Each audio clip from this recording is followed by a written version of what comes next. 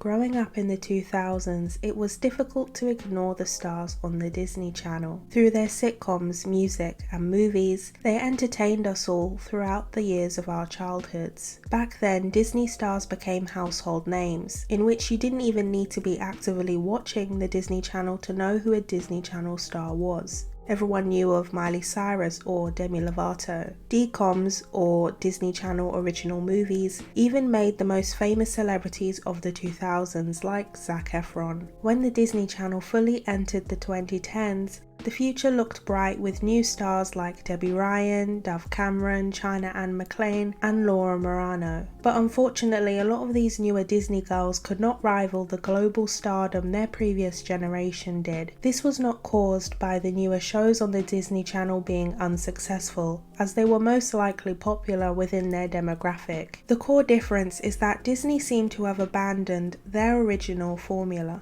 First, you'd find a child star, give them their own movie and show, and then have them release albums that could only be found on the top of the charts across the world. And then suddenly they stopped doing that. But why?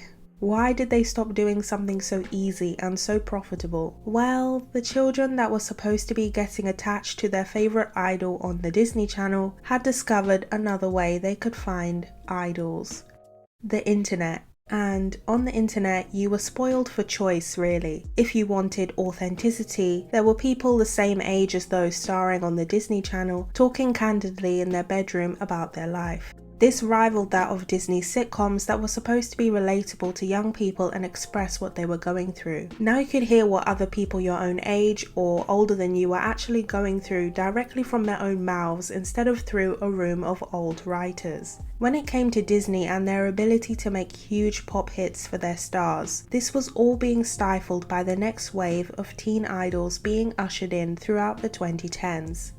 That being K-pop idols. It does sound silly to call Disney stars Disney idols, but is it really that strange? Because if you think about it, Disney essentially makes teen stars, they have them sing and act, all while upholding the image of their squeaky clean branding. That is similar to the role of a K-pop idol. With them being somewhat similar but also quite different in so many ways, I'm going to cover the many things about the K-pop industry that led to it replacing Disney as the more successful machine for debuting teen idols.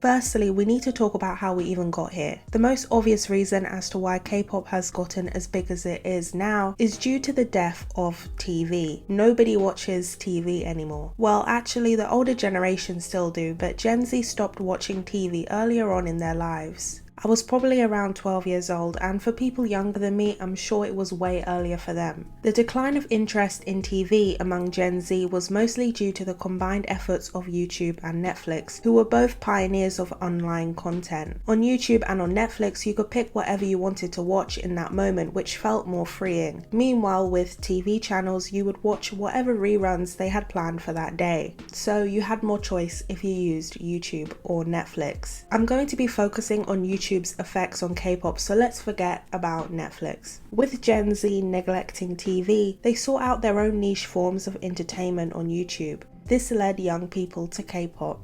K-pop originally became popular within YouTube's algorithm due to its colourful, choreographed and well-produced music videos. This encouraged viewers to keep sharing and rewatching. The second gen of K-pop is probably the most camp generation of K-pop, as the majority of groups were starring in these vibrant, almost comic book-esque music videos. YouTube and the grander scale of the internet really did change the way K-pop was presented and made throughout the 2010s to this very day, and a lot of people don't really know that. So with the stage set for K-pop to take over, utilizing the internet, what was the reason Disney were falling behind aside from the downfall of TV?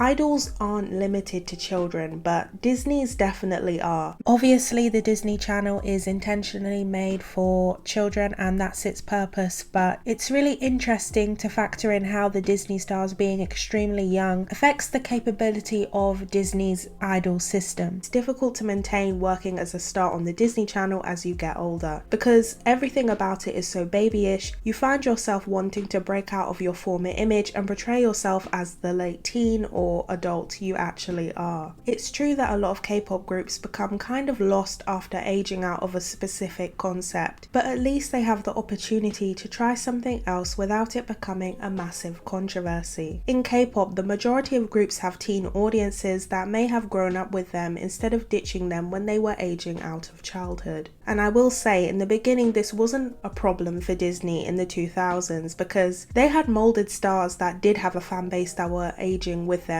The problem was by the 2010s, those who were stars on the Disney Channel ended up having a much harder time branching out of their fan base and getting them to support them outside of what they did with Disney. They also struggled to get public recognition, which years before this wasn't a problem for them. On the other hand, most K-pop idols work outside of their group during their time in the group. This establishes earlier on in their career that they have an existence outside of their group. They have features, subunits, or solo albums. They act in dramas, model, or become hosts of shows or YouTube channels. While yes, some of these all coexist in the world of K-pop, at least they are given opportunities to push their own popularity individually outside of the group label, which they will need in the future if the 7-year curse comes knocking. It also helps K-pop idols blend in with everyone else in the entertainment industry, as it doesn't box them in as stars that only work for a children's channel playing one character or so. Overall, it's easier to be 25 and be satisfied with being a K-pop idol because you can do so many different activities while still being part of the group. This leads to a bigger age range for those who can be a K-pop stan, because there are 30-year-old K-pop idols and also 14-year-old K-pop idols. That means people are less likely to grow out of K-pop quickly, and if some do, there will always be others that don't. Yet with Disney, it's kind of enforced that you will grow out of the Disney Channel, and with everyone eventually growing out of the Disney Channel and children that were supposed to grow up with it after us moving onto social media way earlier than we did, it becomes a problem. Instead of K-pop being something you only took notice of as a child, K-pop becomes a hobby that you can hold on to for several years regardless of age.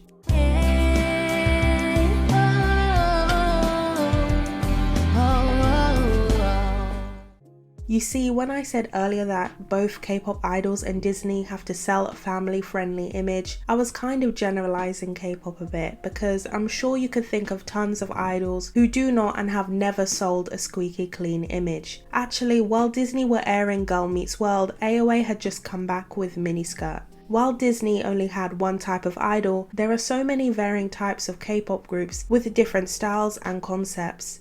There is something for everyone. Disney really only had a limited style of music and concept for their stars. The I'm not like the other girls pop punk archetype, with very similar styles of music or concepts for most Disney stars, it means there's less for consumers to choose from. This is another reason why you'd end up aging out of your favourite star on the Disney Channel when the time's right, and end up finding a good replacement in K-pop. After all, you don't grow out wanting a role model or a celebrity crush when you become a teenager. It's not the idol system you age out of, you still want an idol to stan, but it's the type of idol that you age out of. Yeah.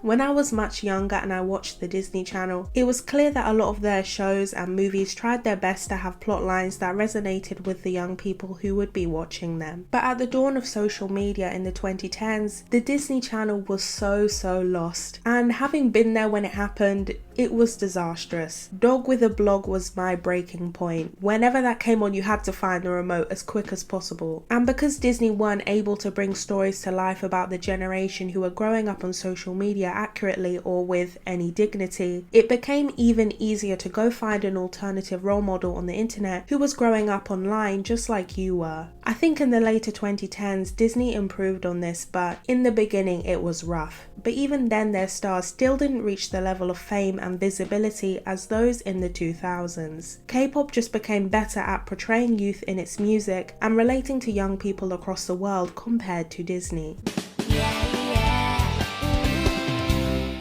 I will of course address the elephant in the room, and that's Olivia Rodrigo. Olivia was on Bizaardvark originally, and then she starred in the High School Musical reboot, and then things just kept getting better for her. But still, I don't know whether I'd classify Olivia as a true Disney idol. She didn't sign with Hollywood Records, who handled the majority of Disney's big pop idols in the past. Her music and image isn't child-friendly compared to those who came before her. It goes to show Olivia's ticket to relating to her generation had more to do with her own expression. Because if Disney were involved, they'd try and get her to do something like TTYLXOX by Bella Thorne again. With Olivia being the only star to come out of Disney in recent years with comparable fame to Selena Gomez or Miley Cyrus at their peak, it makes me wonder whether Disney is going to go back to the drawing board and try to alter their formula to make it work again. And if they did, it's probably not going to work out because they're going to have to defeat K-pop first. K-pop really has blocked Disney off from making big teen pop idol stars like they used to do because the internet democratized music. You no longer needed to listen to what big music labels in the West told you to listen to. You could just find whatever you wanted for yourself, no matter where it was coming from in the world. It's hard to imagine a world where K-pop idol groups and Disney teen idols coexist together when they would both be serving the same purpose. And K-pop has a way better system and foundation. I also want to mention that there was also a gigantic lack of East Asian representation in the Western music industry for decades, because a lot of these white people behind these labels thought Asian artists or Asian pop idols would not sell. And for me, it's kind of heartwarming that they got the last laugh, because nowadays nobody buys physical CDs unless it's for a K-pop album. Tables turn, the tables turn. What goes around comes back around. And isn't it just so hilarious that the same white people running the music industry in the West, who probably would have been holding these beliefs in the 2000s, are now begging to make their own K-pop or partnering with big K-pop labels? Interesting. Thank you to everyone for watching, and I'll see you all again very soon.